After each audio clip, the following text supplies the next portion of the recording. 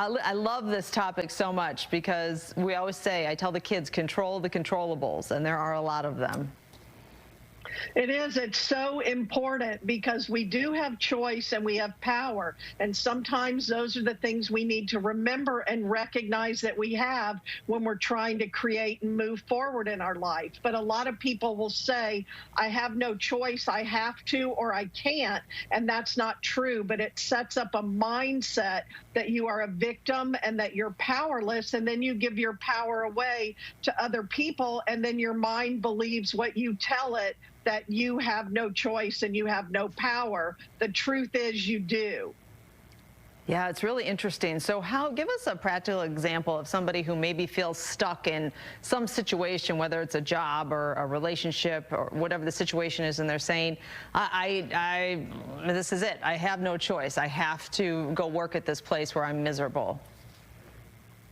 Those are both great examples because people stay in jobs and relationships they don't love and that are actually not serving them and even making them sick and miserable. And their mind will keep telling them to keep them safe and comfortable and familiar, even when it doesn't serve them. Well, I have to stay because of the money, or my family or other people are saying I shouldn't. But when you really get honest about it, you always have choice. And what gets in our way is the fear of making those tough, challenging choices that then bring us what we want. Everything you want is on the other side of what you're stuck in right now, and you have to make a decision and make a choice to change it. And how do you get over that fear? I mean, I would imagine it starts by just sort of having either writing things down or having some kind of conversation with someone about, okay, let's break this down. Let's take each fear individually and talk about what's stopping you.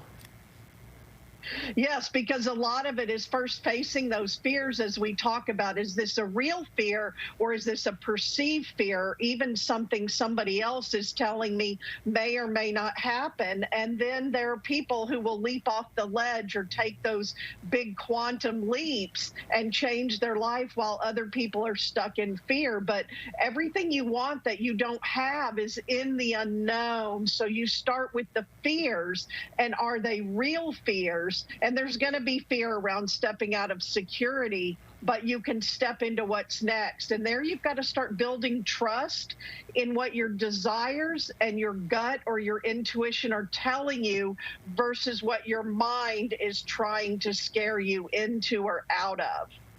Yeah, is there a first step in all of this? And I use first step sort of metaphorically, Michelle, because a lot of times we hear, the journey of 1,000 miles begins with that first step, right?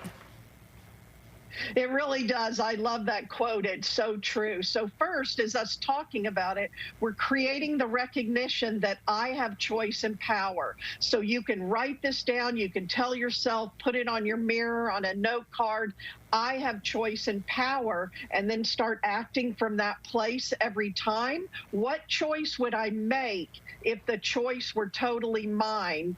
And look at anywhere in your life that you're giving your power away to other people because it's draining you and it's not serving you. And people do too much out of obligation energy.